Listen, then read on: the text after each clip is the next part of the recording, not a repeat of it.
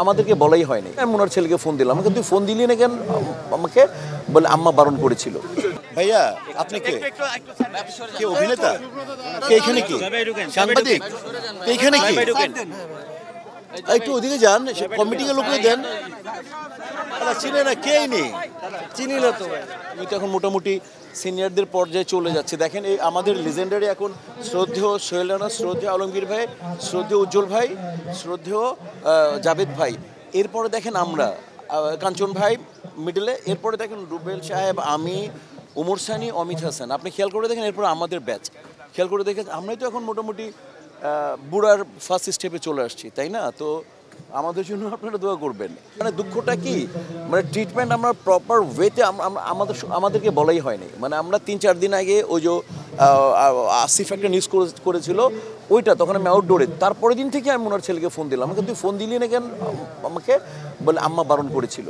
এখন তো তোমরা সবাই জানো ভাই, শিল্পীদের একটা ব্যক্তিগত ব্যাপার থাকে। এখন তুমি যদি তোমার কথাটা না জানাও তো আমি জোর করে জানতে চেষ্টা করবো, কখন জানবো। তো আমি বললাম তুই আমাকে বলতি, অবস্থা এরকম হয়ে গেছে। তো যাই হোক, দিন শেষ দিন আমি আলমগীর ভাই, সোহেল রানার সাথে কথা বললাম এবং বলার পর আমাদের কিন্তু আমাদের শিল্পী সমিতিতে, প্রত্যেকবার শিল্পী সমিতিতে চ্যানেলের সাগর ভাই সারাটা জীবন করে গেছেন। আজকে তার নাম আজকে আমি বলতে বাধ্যই হব, উনি সারাটা জীবন করে গেছেন।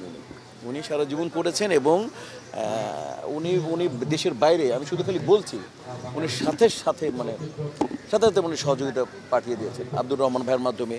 আমি আজকে তেপান্তরের কথা বলতে চাই, তেপান্তর অনেক করেছে। আমি আজকে মহামান্যর ছেলে, আমাদের প্রডিউসার, আমাদের আর্টিস্ট আদনান সাহেব বলবো, আর আলমগীর ভাই সারাক্ষণ আলমগীর গ্রেট, আমার সিনিয়ররা। আর সমিতির তো অনেকে যে মানে অসুস্থ আছে, রুবেল একটু অসুস্থ, হাঁটিনি, তারপরে দিবজুল ভাই অসুস্থ, তাইব ভাইয়ের ভাতিজা মারা গেছে, ওইখানে গেছেন, এই আর কি।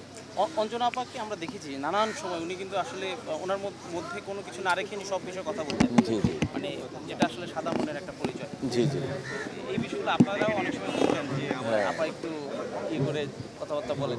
না আমি কিছু বলতাম না, আমি জানি উনি ওনাকে ওনার মতো চলতে দেন। প্রত্যেকের একটা নিজস্ব মানে ফিলোসফি আছে, তার মতো উনি ওনার মতো চলুন। আমি জীবনে কোনোদিন বলিনি, আমি লাইফে বলিনি কোনো।